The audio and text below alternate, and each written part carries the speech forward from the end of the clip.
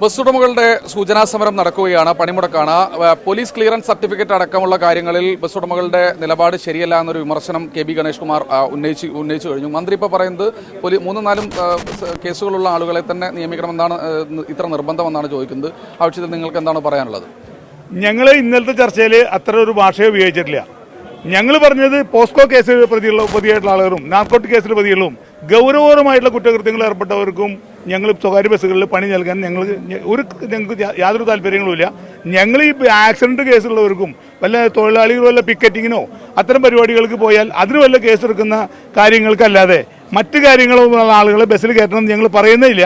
ഞങ്ങൾക്ക് ഇത് എടുക്കാനുള്ള വലിയൊരു ഫോർമാലിറ്റി ഉണ്ട്. സാധാരണ ഞങ്ങൾക്ക് സ്റ്റേഷൻ ഹൗസ് ഓഫീസർമാർ അതാത് സ്റ്റേഷനിലുള്ള പരിധിയുള്ളവർക്ക് ഈ സ്റ്റേഷൻ്റെ പരിധിയിലുള്ള തൊഴിലാളികൾക്ക് കേസിൽ മറ്റ് ഗൗരവമുള്ള കേസിലൊന്നും പ്രതികളുള്ള സർട്ടിഫിക്കറ്റ് മാത്രമേ ഞങ്ങൾക്ക് ഹാജരാക്കാൻ കഴിയുള്ളൂ. മറ്റത് ഞങ്ങൾക്ക് ഹാജരാക്കാൻ കഴിയില്ല എന്ന് പറയാൻ കാരണം ഇത് അക്ഷയെ പോയി രജിസ്റ്റർ ചെയ്ത് വരുമ്പോൾ ആ തൊഴിലാളികളെ എല്ലാ കേസുകളും അതിലും വരിക. പിന്നെ ഓരോ കേസിലും 10-15 കൊല്ലം മുമ്പ് തീർപ്പാക്കിയ കേസുകളിൽ പോലും അതിൻ്റെ ഫയലുകൾ കൊണ്ട് ഹാജരാക്കണമെന്ന് പോലീസ് ഞങ്ങളോട് ആവശ്യപ്പെടുക.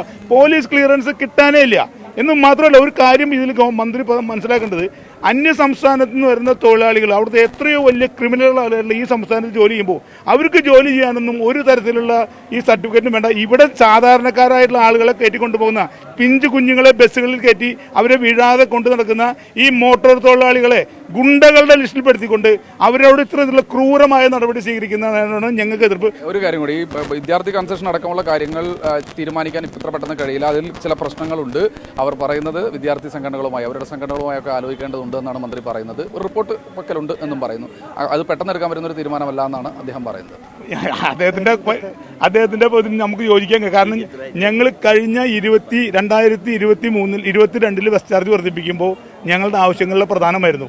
അന്നത്തെ റിപ്പോർട്ടിൽ പോലും അത് കൃത്യമായിട്ട് യാത്ര നിരക്ക് വർദ്ധിപ്പിക്കണമെന്ന് പറഞ്ഞിട്ട് ഞങ്ങൾ വർദ്ധിപ്പിക്കാൻ സാഹചര്യത്തിൽ ഞങ്ങൾ മന്ത്രിയെ കണ്ടപ്പോൾ മന്ത്രി അതിന് വേറൊരു കമ്മീഷനെ വെച്ച് 6 മാസത്തിനുള്ള റിപ്പോർട്ട് തരാമെന്ന് പറഞ്ഞ് ഇപ്പോൾ ആ കമ്മീഷനെ വെച്ചിട്ട് 3 കൊല്ലം കഴിഞ്ഞു.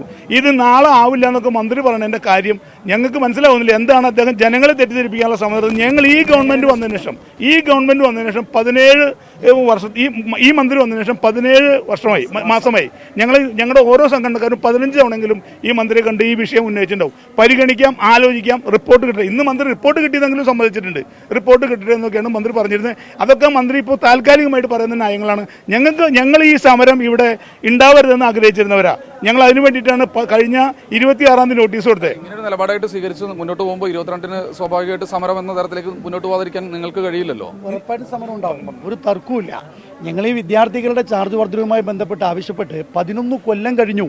11 കൊല്ലമായി ആവശ്യപ്പെട്ട ന്യായമായ ഈ വിഷയം 2 commission, justice Ramachandran Nair commission ആദ്യമായി റിപ്പോർട്ട് കൊടുത്തു, രണ്ടാമത് രവിരാമൻ കമ്മീഷണർ റിപ്പോർട്ട് കിട്ടാൻ വേണ്ടി പോകുന്നു. ഈ 11 കൊല്ലമായിട്ട് ഈ വിഷയത്തിന് മുമ്പിൽ മുഖം തിരിഞ്ഞ് നിൽക്കുന്ന മന്ത്രി ഈ വിധത്തിലുള്ള ഒരു ന്യായം പറയുന്നത് ശരിയല്ല.